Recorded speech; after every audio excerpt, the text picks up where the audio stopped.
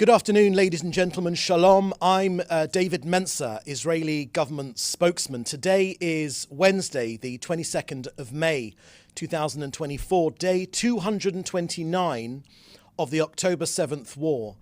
And our war aims remain precisely the same: to destroy Hamas's military and governing capabilities, to free all 128 hostages, and to ensure that Gaza does not pose a threat to Israel ever again. All of our objectives are within reach. Firstly, here are some operational updates in the last 24 hours alone. IDF troops are bravely fighting in the north, the south, and the center of Gaza, uprooting terrorists and destroying tunnels. Every day, IDF forces eliminate more terrorists, discover and dismantle more terror infrastructure. In Jabalia, soldiers arrived at a mosque to find Hamas-stored missiles and rocket launchers there. In eastern Rafah, they located a tunnel shaft with a weapons warehouse laden with munitions. Dozens of terrorists were eliminated. In Khan Yunis, IDF targeted and killed a terrorist who took part in the October 7th massacre and led anti-tank fire against our forces.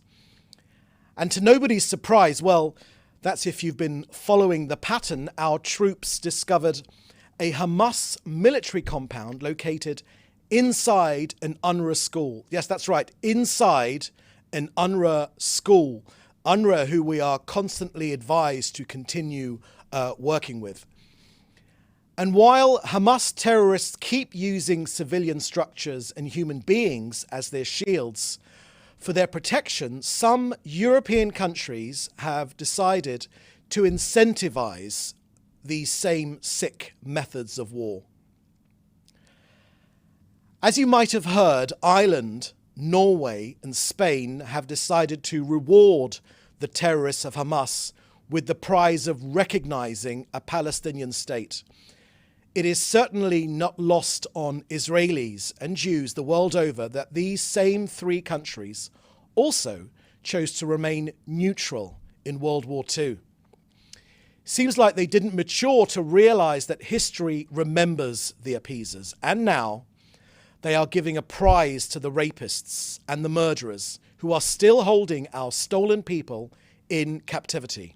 Ireland, Norway, and Spain are telling Hamas in a loud and clear voice that the October 7th massacre pays off. They are telling Palestinians that educating children to terrorism and refusing to accept a Jewish state pays off. There is no talk of bridge building, of coexistence, of bringing people together. No. These countries encourage and perpetuate war, more conflict, more bloodshed, not less. Don't be mistaken. Empty slogans and impromptu solutions are not real peace. Peace would require deep changes within the Palestinian society. It will take a Gaza that is demilitarized and de-radicalized, because any artificial attempt at so-called peace or a stopgap to the next Hamas invasion of Israel is simply not peace. Israel's foreign minister has instructed the immediate recall of Israel's ambassadors to Ireland and Spain and Norway. We send a clear and unequivocal message to their leaders. Israel will not remain silent in the face of those undermining our sovereignty and endangering our security.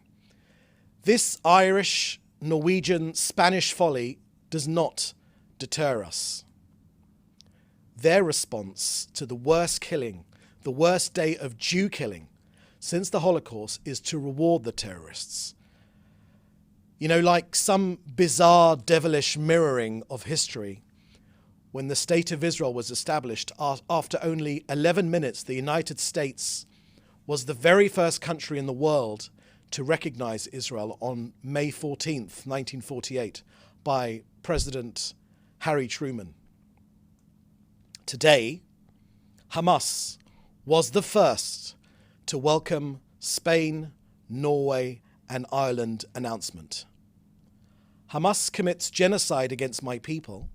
on October 7th, and they are rewarded with recognition. What next?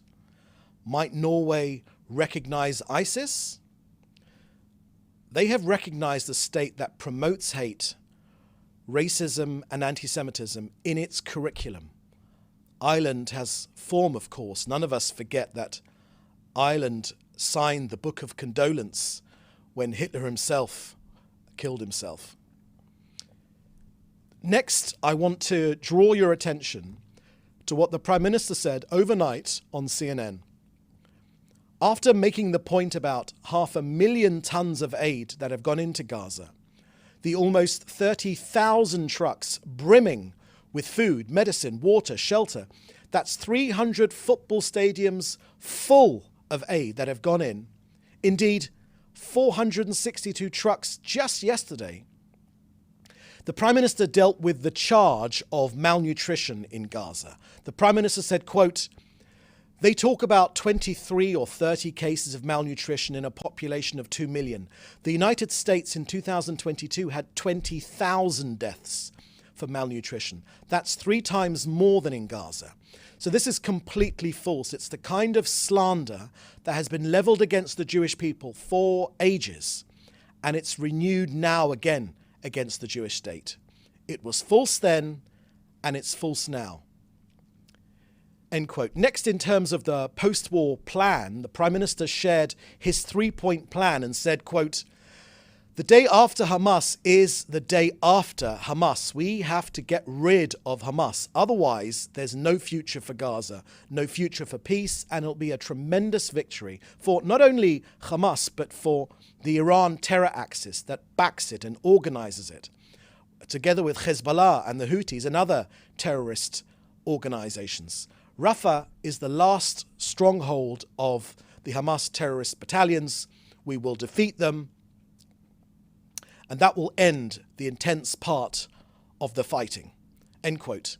Next, the Prime Minister spoke about the next stage after Hamas is defeated, and I quote, What we have to do is have sustained demilitarization of Gaza. Israel is the only force that can prevent the resurgence of terrorism for the foreseeable future.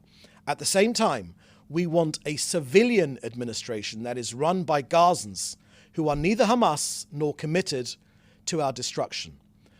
The third thing that I would do is have a reconstruction of Gaza done by the moderate Arab states and international community. That's demilitarization, civilian administration by local Gazans who are not committed to Israel's destruction, and responsible reconstruction, end quote.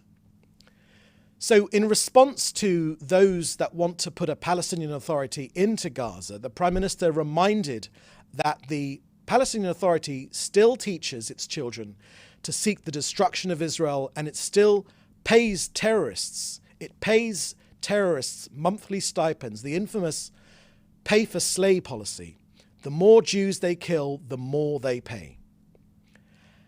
And finally, I want to draw your attention to a video of our precious hostages, which will be shown tonight at 6 p.m. Jerusalem time. The parents of 5 young ladies have agreed to show this 3-minute film. These girls are still in captivity of Hamas. Please don't look away. Watch the film. Do not look away. Support Israel in bringing our people home. So that's the end of our briefing today. I will now take your questions, which you should put in the chat with your news outlet. Thank you very much. First question from Joel Pollack from Breitbart News. There are reports that most of the aid delivered to Gaza from the floating pier is being stolen. How much of that aid is being stolen, and is any of it actually reaching Palestinians? Thank you for your question, Joel. Yes, indeed. Much of that aid is being stolen from that CENTCOM pier that has been set up by the US. This is the problem we're facing. Israel wants to get as much aid into Gaza as it possibly can, and much of the aid is being looted by Palestinians because by Hamas, that want to starve their own people because it looks good on the media, unfortunately. But none of right-thinking people should fall for it. We're getting as much aid as we possibly can in. The challenge is to get it distributed properly. And we continue to work with partners that will distribute aid so that it reaches ordinary Gazans inside Gaza. For further information, you should reach out to COGAT to get more information on that. Next question, please. Another question from Joel Pollack. The U.S. government extended condolences to Iran on the death of Iranian President Raisi. Does the Israeli government also express its condolences? Thank you for that question, Joel. No, we don't express our condolences. Raisi was president of a regime which the terrorists of Tehran orchestrated, fund, and continue to seek the destruction of this country. Indeed, it's the only case in the United Nations where a UN member, Iran, seeks to destroy another UN member, Israel. So there are no tears being shed here in Israel for the death of this tyrant. These tyrants in Iran need to be stood up to. They cannot be appeased. And any of this sort of fake expressions of regret about these, of what has happened to these Iranian leaders is, it turns our stomach, to be blunt. Next question, please. We have the next questions from Friedrich Eger and Selgi Vasidal on the topic of the recognition of a Palestinian state. I will read them one after the other as they revolve around the same topic. What actions will Israel take in response to Ireland, Spain, and Norway's recognition of a Palestinian state? What will be Israel's position if more and more countries recognize a Palestinian state, or if the UN Security Council, UN General Assembly recognizes and grants a full membership to the UN? And why have you decided to withdraw diplomats from the embassies in Norway, Spain, Ireland? What will happen with ambassadors in Israel? So thank you for those questions. In my statement at the start of this briefing, I made crystal clear what Israel's response has been. The Ministry of Foreign Affairs and the Foreign Minister, Israel Katz, has made clear that we are recalling our ambassadors to those three countries. We are also have invited in a strong démarche today those ambassadors in Israel, the Spanish, the Irish and the Norwegian ambassadors, to come into the Foreign Ministry to be shown some of that footage I talked to you about of those poor, helpless girls who were kidnapped and are being held hostage on October 7th. Look, the idea of rewarding the terrorist actions of October the 7th, there is no other word for it. It is obscene. It is obscene to reward terrorist actions with the offer of statehood. This is not an encouragement for coexistence. This is not an encouragement for bridge building. This is not an encouragement for bringing people together. That we could respect here in Israel. What we cannot respect that countries would reward, and it is a reward. The message will go out today far and wide to all terrorist organizations that commit October 7th style massacres, rapes, beheadings, burnings of babies, and you will get what you want. Just within a short 7 or 8 month period, you will get your demands will be acceded to. Who celebrates this recognition? Iran celebrates this recognition, the enemy of the West. Who else celebrates this recognition? Hamas celebrates this recognition.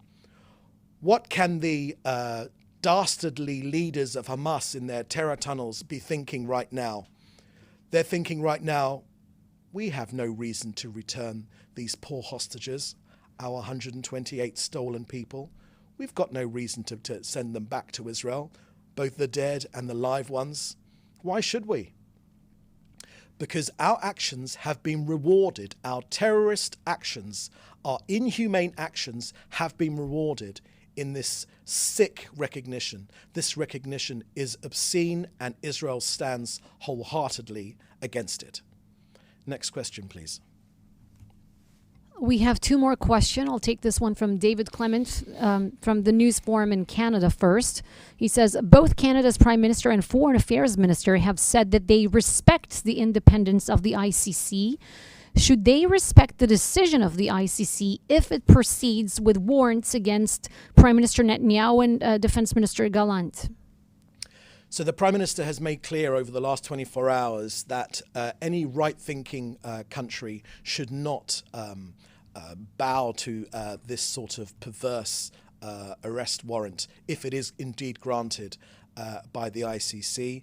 This is a rogue prosecutor, a prosecutor that's trying to make a name for himself instead of doing what he can to bring these terrorists and the terrorist supporters in Iran who back them, who finance them, who direct them. He does none of those things. He goes after the democracy that is defending itself from this terrorist army invasion. So the comments to fellow countries and democracies that love freedom, that support Israel's right to defend itself, then they should indeed, when we do carry out that right to defend ourselves, while at the same time minimizing in the most, in no other example of urban warfare has there been such a low occurrence of civilian casualties. In not one, bar none. We know that the ratio is down to about 1-to-1, one terrorist to one civilian being killed. Now, of course, every civilian killed is a tragedy, but of course this is Hamas's strategy, and for this action to be rewarded by the ICC, it is obscene as well. Throughout history, Israel has very often stood alone against tyrants that would seek our destruction. We do not feel we're standing alone now. There are many countries that understand our situation and back our efforts to rid our region of these terrorists and these Islamic fanaticists. But countries should stand firm if they believe in freedom, if they believe in democracy, if they believe in justice, to not allow this ICC farce to gain any more traction. And the last question from Hannah Julian.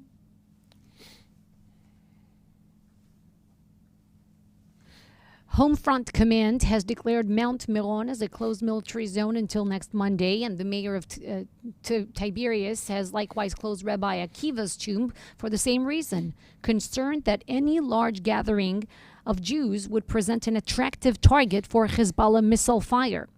Has there been any movement towards a diplomatic resolution of the security situation in the north? How much longer are residents of northern Israel likely to be displaced? Thank you for that question, Hannah. So public safety in Israel is our number one concern.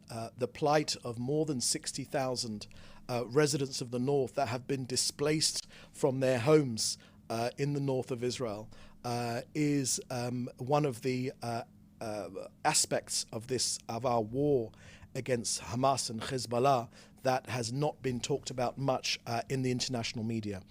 Israel will defend itself. Israel has made clear that it wishes to allow for there to be a diplomatic resolution to the situation in Lebanon. But UN resolutions are crystal clear. They haven't been adhered to, unfortunately, since the day they were written and voted upon at the United Nations. But the resolutions are extremely clear that there should be no Hezbollah.